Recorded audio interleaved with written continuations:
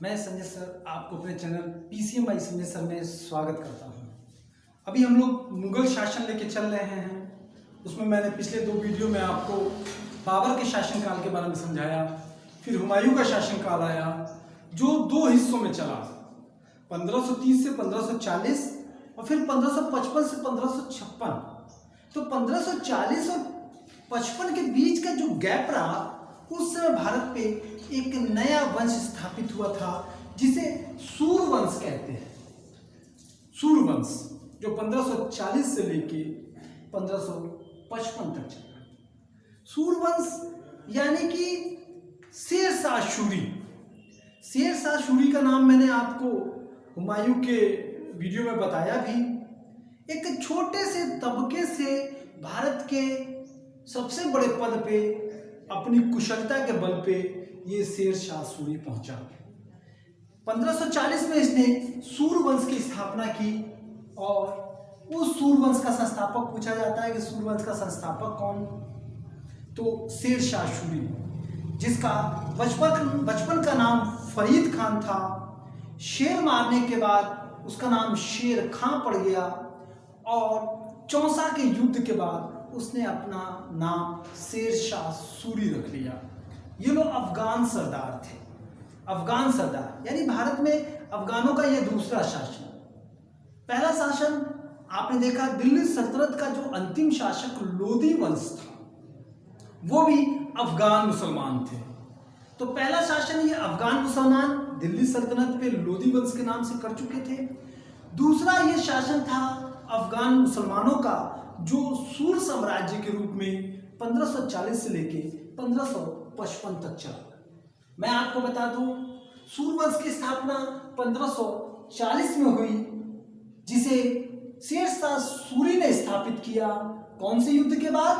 बिलग्राम यानी कन्नौज या बिलग्राम के युद्ध के बाद जब हुमायूं युद्ध हार गया तो शेरशाह सूरी ने भारत में अपना साम्राज्य फैलाया नए वंश के नाम से, जिसे सूर्यवंश कहा गया। अब चलिए हम शेरशाह सूरी के प्रारंभिक जीवन के बारे में पहले जानकारी ले लें। कहाँ से था, कौन पिता थे, कैसे वहां तक पहुंचा, कुछ जानकारी जरूरी है। तो हम आपको बता दें पहले कि शेरशाह सूरी चूंकि बहुत प्रसिद्ध परिवार से नहीं था, इसलिए इतिहासकार उसके जन्म को लेकर थोड़ा सा मतभेद पैदा करते हैं।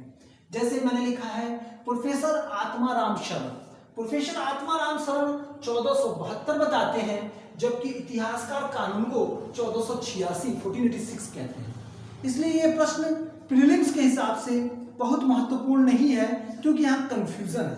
परंतु यदि आपके सामने नाम दे दिया जाए परमात्मा शरण या फिर कानूनगो का, तो आपको ये याद रहना चाहिए कि परमात्मा शरण ने 1472 में और कानूनगो ने 1486 में उसका जन्म बताया। एक छोटे से सिपाही की नौकरी करके पूरे भारत पे अपना अधिकार जमाने वाला ये शेरशाह भारत के महान शासकों में से एक गिना जाता है। हालांकि इसका शासनकाल बहुत ज्यादा समय तक नहीं चला, 5 सालों तक इसने शासन किया, लेकिन भारत में जो उसने पद्धति लगाई, जो आप जीटी रोड कहते हो, ग्रांड ट्रंक रोड, ये उसी का निर्माण है। बहुत से ऐसे कार्य उसने कराए, प्रशासन में बहुत से फेरबदल किए, वो मैं आपको सूर्य जब प्रशासन पढ़ाऊंगा तब बताऊंगा। फिलहाल मैं शासकों के बारे में जानकारी देना चाहता हूँ। शेरशाह के पिता बिहार में एक सासाराम जगह पड़ती है, वहीं के जमींदार हुआ करते थे। उनकी 4 पत्नियां थीं। 4 पत्नियों के 8 पुत्र थे। उसमें शेरशाह जो था, जिसका नाम बचपन में फरीद खान था, वो बड़ी पत्नी का पुत्र था। लेकिन ये आपके हसन खान जो थे, वो छोटी पत्नी को बहुत ज्यादा प्यार करते थे। इस वजह से सौतेलापन व्यवहार होने लगा इस फरीद खान के साथ, और फरीद खान पिता से नाराज होके 20 वर्ष की उम्र में परिवार छोड़ के जौनपुर चला जाता है। जौनपुर जाने के बाद वहाँ ये अरबी, फारसी और भाषाओं की शिक्षा लेता है। लेकिन वहाँ के जो विद्वान श्रेणी थी, वो देखती है कि इसके अंदर बहुत ही हुनर है आगे बढ़ने का। तो वो उसके पिता को समझाते हैं, इस सासाराम के जमींदार हसन खां को, कि वो अपने पुत्र को अपने साथ रखें और जमींदारी में हिस्सा दें। इसलिए शेर शाह फिर से यानी फरीद खान लौट आता है, उस समय उसका नाम फरीद खान था, वो लौट आता है और लौटने के बाद वो अपने पिता के साथ जमींदारी में हिस्सा लेता है, उनकी जागीर संभालता है। लेकिन जल्द ही पिता से फिर अनबन हो जाता है और फिर पिता को छोड़ के, घर को छोड़ के वो चला जाता है। इस बार जो वो जाता है वो दक्षिण बिहार के सूबेदार किया जाता है। दक्षिण बिहार के सूबेदार उस समय आपके जो थे उन्हीं के संरक्षण में जाता है, उन्हीं के यहाँ जाके कार्य करता है और वहां जाने के बाद वो अपने संरक्षक के रूप में अपने पास रखते हैं। वहां पे एक दिन ऐसा होता है कि उनकी सुरक्षा में ये एक शेर को मारता है और शेर को मारने के उपलक्ष्य में, यानी कहा तो जाता है ऐसा कि उसने बिना हथियार के खाली हाथ से ही उस शेर को मारा, लेकिन कुछ लोग कहते हैं कि तलवार के एक वार से ही उसने शेर के गर्दन को अलग कर दिया। इसलिए बहार खान लुहानी जो दक्षिण के सूबेदार थे वो इसको शेर खां की उपाधि देते हैं, यानी बहार खान लुहानी द्वारा इसका नाम बदला जाता है और इसे शेर खां की उपाधि दी जाती है। इसका बचपन का नाम फरीद खां यहां से खत्म हो जाता है। बहार खान लुहानी जो था वो दक्षिण का सूबेदार था, लेकिन जल्द ही वो अपना नाम बदलता है और मोहम्मद शाह रख लेता है।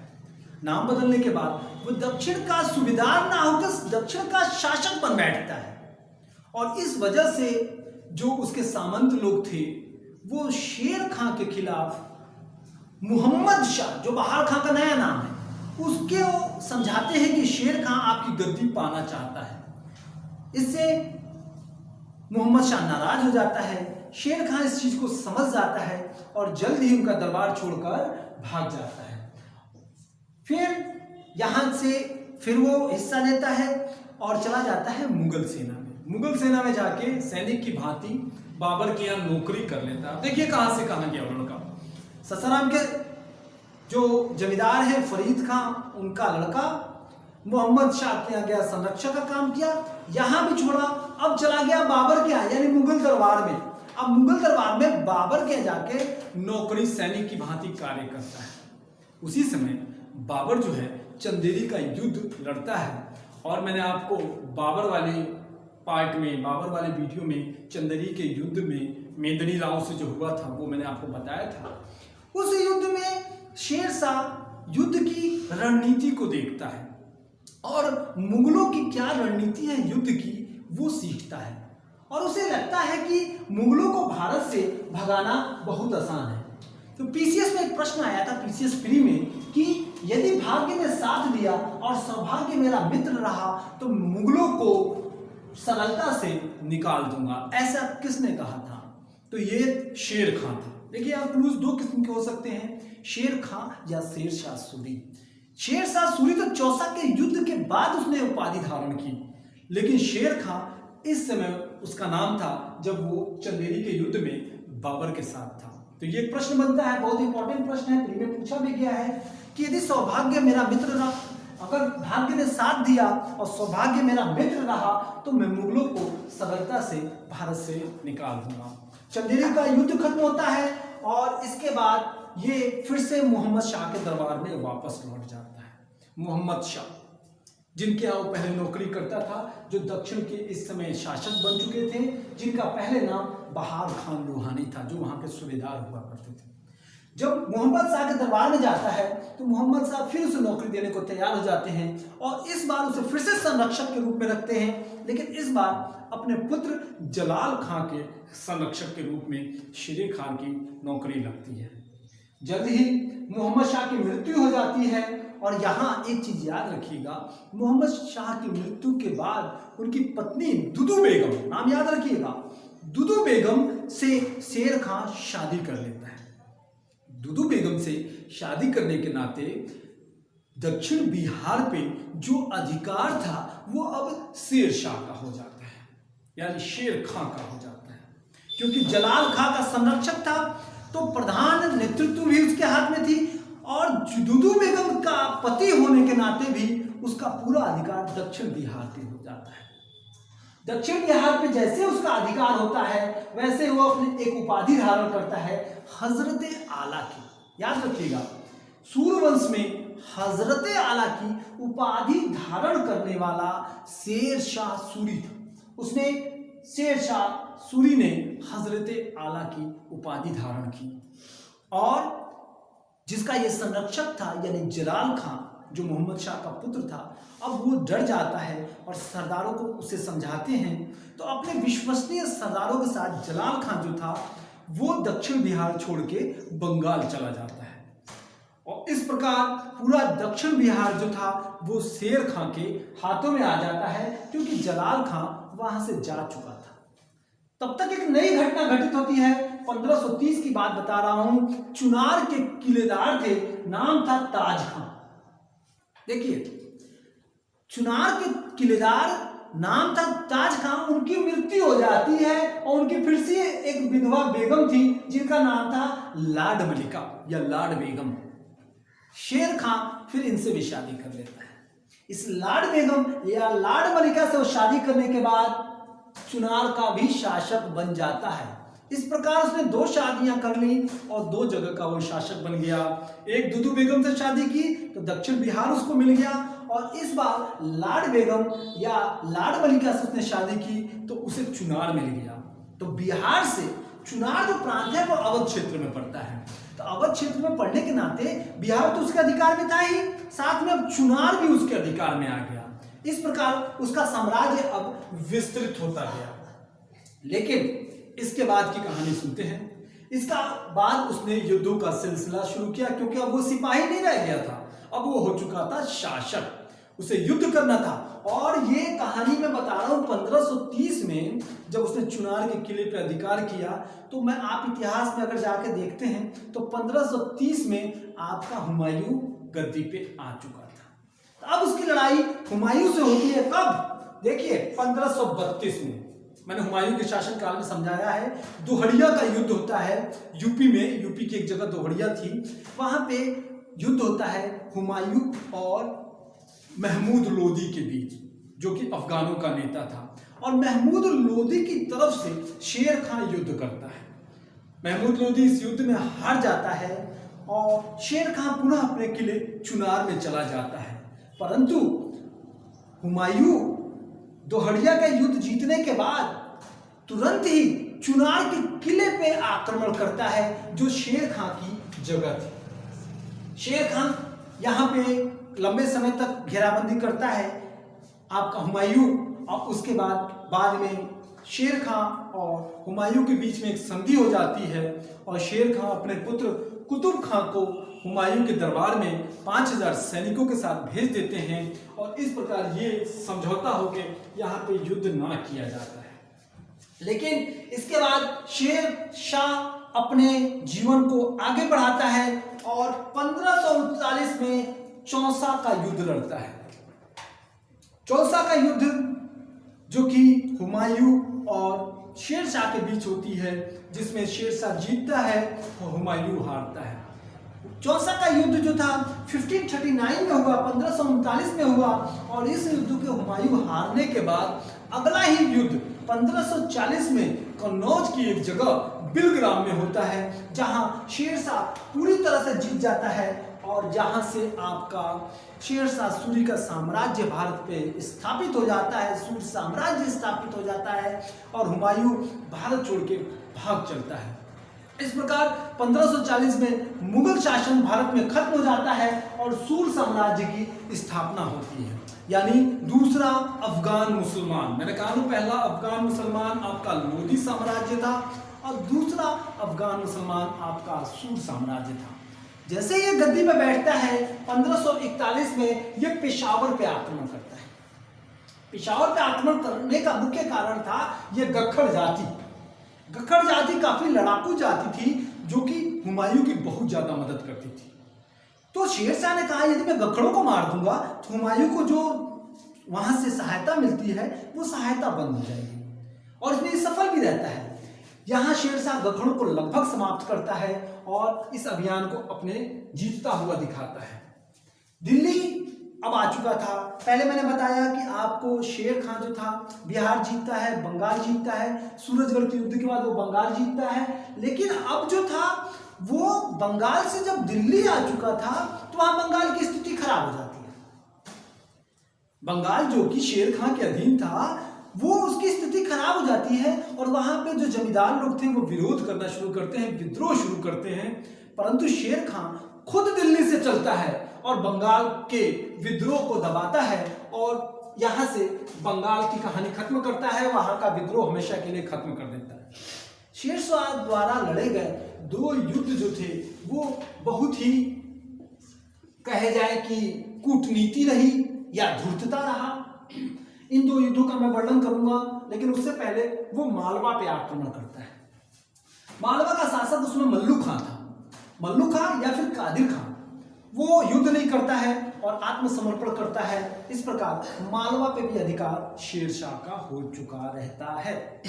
यानी शेरशाह अब शेरशाह सूरी हो चुका रहता है, क्योंकि चौसा का युद्ध वो जीत चुका था और इसके बाद उसने शेरशाह सूरी की उपाधि ले ली थी।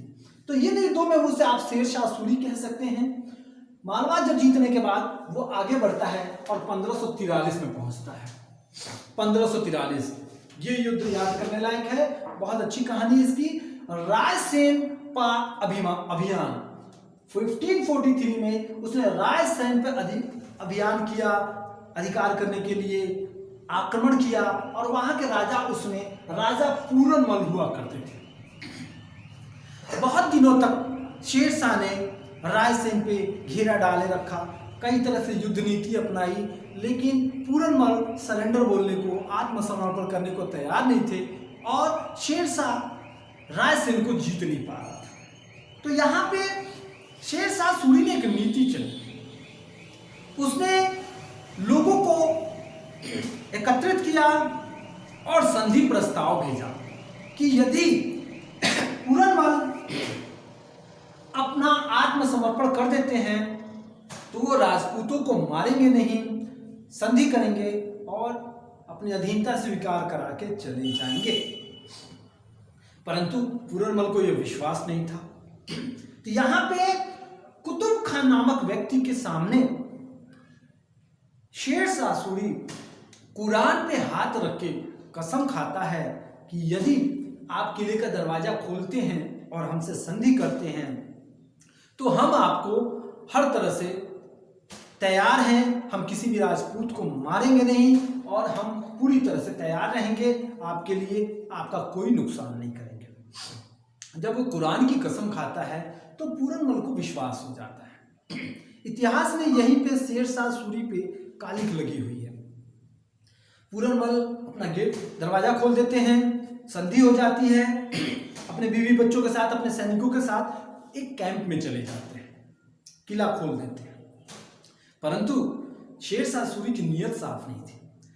रात को वो उनके कैंप पे आक्रमण कर देता है। पूरनमल और उनके सैनिक इस बात से अवगत हो चुके थे कि उनके ऊपर आक्रमण होगा, तो उन्होंने सबसे पहले अपनी पत्नियों को मारा और फिर युद्ध में वो लड़ गए। अपनी पत्नियों को, अपनी औरतों को, जो भी थी उन सबको खुद मारा और उसके बाद युद्ध लड़े। हालांकि वो युद्ध हार गए, शेरशाह सूरी की यहाँ पे जीत हुई, लेकिन ये कुतुब खान जो था ना, जिसके सामने ये गवाही हुई थी, वो इतना आत्मग्लानि से भर जाता है कि आत्महत्या कर लेता है, क्योंकि उसे इस बात पे विश्वास नहीं था कि शेरशाह सूरी इस तरह का धोखा देगा। चलिए अगली लड़ाई उसकी 1544 में होती है, मारवाड़ का युद्ध। यहां फिर वो कूटनीति का प्रयोग करता है। मारवाड़ के शासक उसमें मालदेव थे। मालदेव मारवाड़ का शासन करते थे, जो जोधपुर साम्राज्य के अंतर्गत आता था। अब वहां पे जो मालदेव पर इसने मारवाड़ पे घेराबंदी की तो बहुत लंबे समय तक वहां पे भी इसे कोई सफलता नहीं मिल पा रही थी। तो इसने एक झूठा पत्र लिखा। झूठा पत्र लिखा किसके नाम से? मालदेव के सरदारों के नाम से, और उसमें यह जताया कि यदि शेरशाह सूरी मालदेव पे आक्रमण करता है तो कोई सरदार मालदेव को साथ नहीं देगा और मालदेव का समर्पण कर देगा। यानी उनको पकड़वा देगा और किसी तरह उस चिट्ठी को मालदीव तक पहुंचा देता है। कूटनीति देखिए, मालदीव जब उस पत्र को पढ़ते हैं तो उनको बड़ा कष्ट होता है कि उनके सरदारों ने शेरशाह सूरी को पत्र लिख के उसे निमंत्रण दिया है कि वो किले के अंदर आए और मालदीव को पकड़ ले। उन्हें बड़ा कष्ट होता है, वो युद्ध ना करने को कहते हैं। वो अब कहते हैं कि युद्ध करने से कोई मतलब ही नहीं है जब हमारे सरदार हमारे साथ नहीं है। परंतु ये तो धोखा था, क्योंकि सरदारों ने तो ऐसा लिखा नहीं था। ये खबर दो सरदारों को पता चल जाती है। वो एक थे जैता और दूसरे थे कुंभा। जैता और कुंभा नामक दो सरदार थे जो इस बात को जान जाते हैं कि शेरशाह सूरी यहाँ पे छल चला है। वो युद्ध के लिए तैयार हो जाते हैं और भयंकर युद्ध होता है। शेरशाह सूरी को ये युद्ध जीतना इतना मुश्किल हो जाता है कि इतिहासकार बताते हैं कि शेरशाह खुद ही हार मानने को तैयार था। इसीलिए उसने लिखा है, शेरशाह ने कहा है, मुट्ठी पर बाजने के लिए मैं पूरा हिंदुस्तान साम्राज्य खो चुका था। यानी खो चुका था, यानी मैं युद्ध हार चुका था। ये पीसीएस का ही प्रश्न है। पीसीएस में पूछा गया, पीसीएस प्रीलिम्स में, कि किसने कहा है कि मुट्ठी भर साम्राज्य के लिए मैं हिंदुस्तान हार चुका था, कि वो शेरशाह सूरी था। जिसने किस युद्ध में कहा है? मारवाड़ के युद्ध में कहा है। मारवाड़ के दो कौन महान योद्धा थे? वो जैता थे और कुंभा थे, जिन्होंने शेरशाह के छक्के छुड़ा दिए थे। तो ये रहा आपका 1544 में मारवाड़ का युद्ध, जिसे धोखे से जीतना चाहता था शेरशाह सूरी। और मैं अब चलता हूं 1545 में। एक चीज मैं यहाँ पे बताऊंगा कि 1545 में जब शेरशाह की मृत्यु हो जाती है, क्योंकि अल्पकालीन शासन रहा, 5 साल उसने शासन किया, 1545 में वो मृत्यु को प्राप्त होता है। तो 1545 में जो वो मर जाता है तो मालदेव फिर से अपना राज्य पा जाते हैं और फिर से वहां पे राजपूताना शुरू कर देते हैं। तो 1545 में मालदेव फिर से मारवाड़ को जीत लेते हैं। अब 1545 में इसकी मृत्यु कैसे होती है वो मैं बताने जा रहा हूं। चूंकि शेरशाह सूरी एक महान सेना नायक था, अक्सर युद्धों का नेतृत्व खुद करता था। कालिंजर का जो किला था वो अभी उसके अधीन नहीं था और कालिंजर के शासक थे राजा कीरत सिंह। राजा कीरत सिंह शेरशाह की अधीनता स्वीकार करने को तैयार नहीं थे। शेरशाह अपनी सेना के साथ राजा कीरत सिंह के किले को घेरता है। लंबे समय तक घेरने के बाद उसे यह लगता है कि किले के अंदर घुसना मुश्किल है और ये कीरत सिंह आत्मसमर्पण नहीं करेंगे। तो वो अपने सैनिकों को आदेश देता है कि बारूदों से, गोलों से इनकी दीवारों को तोड़ दिया जाए, ढा दिया जाए और सेना को अंदर ले चला जाए। तो वहीं पे जहां पे कालिंजर में जब वो गोला बारूद चलाया जा रहा था, उसी में एक गोला जब दीवार से टकराता है तो वो वापस लौट के आ जाता है और जहां बारूद रखा रहता है वहीं पे गिर जाता है और जिससे बारूद में बहुत बड़ा विस्फोट हो जाता है और आपका शेरशाह सूरी घायल हो जाता है। शेरशाह सूरी घायल हो जाता है परंतु दीवार टूट जाती है। दीवार टूटने के बाद सैनिक अंदर जाते हैं, राजा कीरत सिंह हार जाते हैं और कालिंजर का किला शेरशाह सूरी जीत जाता है। यह संदेश जब शेरशाह सूरी के पास जाता है कि भाई आप कालिंजर का किला जीत चुके हैं, तो वो सकून की मृत्यु मरता है। यानी किला जीतने के बाद ही 1545 में 22 मई 1545 में उसने आक्रमण किया 22 तारीख को और 22 तारीख को किला जीतने के बाद उसको मृत्यु प्राप्त होती है और वो मर जाता है। तो शेरशाह सूरी यहीं पे उसकी कहानी खत्म हो जाती है और यहाँ से सूर्य साम्राज्य जो सूर साम्राज्य था वो अब धीरे धीरे शिथिल पड़ता जाता है। 5 साल का शासनकाल 40 से 45 जो साम्राज्य में उसने विकास किए, जो हिंदुस्तान में उसने अपनी छवि बनाई, वैसा कोई शासक नहीं रहा। अकबर भी शेरशाह सूरी का ही अनुग्रह करता था, उसी को मानता था, उसी के हिसाब से काम करता था, उस 5 साल के शासन को सीखता था। इसके बाद हम चलते हैं, उसके उत्तराधिकारी उसके 2 पुत्र थे, आदिल खां और जलाल खां। शेरशाह सूरी जो था वो अपने बड़े पुत्र आदिल खां को राजा बनाना चाहता था, तो उसने कहा कि मेरे मृत्यु के बाद आदिल खां को शासन दिया जाए। लेकिन उसका छोटा पुत्र जो जलाल खां था उसे सरदार लोग बहुत पसंद करते थे। इसीलिए उसकी मृत्यु के बाद जलाल खां को शासक बनाया जाता है, सूर साम्राज्य का अगला शासक। वो युद्ध करता है अपने भाई आदिल खां को और उसको युद्ध में हराता है और इस्लाम शाह की उपाधि के साथ गद्दी पे बैठता है। जब वो गद्दी पे बैठता है तो उससे अफगानों में बड़ा विद्रोह होता है। अफगान लोग विद्रोह करते हैं, लेकिन मैं आपको बता दूं ये इस्लाम शाह जो था वो अफगानों के विद्रोह को ऐसे दबाता है और ऐसा डर उत्पन्न करता है कि अफगान लोग उसके जूते को सलाम करते थे। ये एक चीज याद रखने वाली चीज है कि इस्लाम शाह का जो शासन था वो तलवार की नीति पे था, कोई उसके खिलाफ बोलता नहीं था, बड़े से बड़ा सरदार भी उसके जूते को भी सलाम करता था। ये उसका सबसे गलत रहा, क्योंकि बहुत दिनों तक किसी को दबाया नहीं जा सकता। 1553 में वो बीमार पड़ता है। 1553 में इस्लाम शाह बीमार पड़ता है और उसकी मृत्यु हो जाती है, परंतु उसका शासन व्यवस्था इतनी कड़ी थी कि अब उसके साथ खड़े होने को कोई तैयार नहीं होता है। 12 वर्ष का उसका पुत्र था जब उसकी मृत्यु प्राप्त हुई। 1553 में उसका पुत्र फिरोज शाह जो था 12 वर्ष का था जब उसे गद्दी पर बैठाया जाता है, परंतु सिर्फ 3 दिन ही अपनी गद्दी पर बैठता है तो उसका मामा जो था आदिल शाह वो उसकी हत्या कर देता है। 12 साल के पुत्र को मार के आदिल शाह गद्दी पर बैठता है। आदिल शाह जैसे ही गद्दी पर बैठता है वैसे ही अफगानों में बहुत बड़ा विद्रोह होता है और सूर साम्राज्य जो था वो 5 भागों में खंडित हो जाता है। 5 भागों में खंडित होने पे 2 मुख्य भाग रह जाते हैं। एक ये आदिल शाह का भाग जो कि चुनार पे और बिहार में जाके अपना शासन करता है।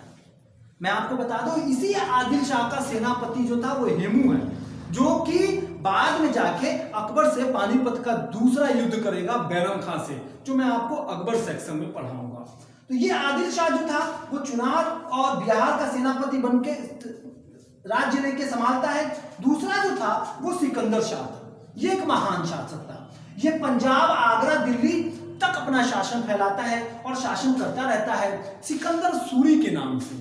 और इस प्रकार सूर साम्राज्य का अंतिम शासक आप सिकंदर शाह को मान सकते हैं, सिकंदर सूरी को। लेकिन जब हुमायूं आक्रमण करता है 1555 में, तो उस समय सरहिंद के मैदान पे यही सिकंदर सूरी जो था वो हुमायूं से युद्ध करता है और इस सरहिंद के मैदान पे सिकंदर सूरी हारता है और उसके बाद पुनः जो मुगल व्यवस्था खत्म हो गई होती है वो हुमायूं द्वारा पुनः स्थापित की जाती है और मुगलों का शासन शुरू होता है और आपका सूर वंश यहीं पे खत्म हो जाता है। तो मैं आप बहुत कुछ ऐसे सुधार है जो शेरशाह सूरी ने किया, जो मैं सूर प्रशासन में पढ़ाऊंगा, परंतु जो इसके शासक रहे, जो इसके वंशज रहे, जो उत्तराधिकारी रहे, वो चीजें मैंने आपको बता दी कि सिकंदर शाह ये आपका शेरशाह सूरी रहा। शेरशाह सूरी के बाद उसका जो पुत्र रहा जलाल खां इस्लाम शाह के नाम से बैठा। इस्लाम शाह 53 तक शासन करता है, बीमारी की वजह से मृत्यु। बाद में उसका पुत्र फिरोज शाह बैठता है 3 दिनों के लिए, लेकिन उसका मामा उसकी हत्या करके आदिल शाह, और उसके बाद सूर साम्राज्य पूरी तरह से विखंडित हो जाता है और सूर साम्राज्य खत्म हो जाता है। और पुनः अब हुमायूं द्वारा भारत में मुगल शासन की स्थापना की जाती है और अगला शासक आपका अकबर आता है, जिसको मैं अगले वीडियो में दूंगा।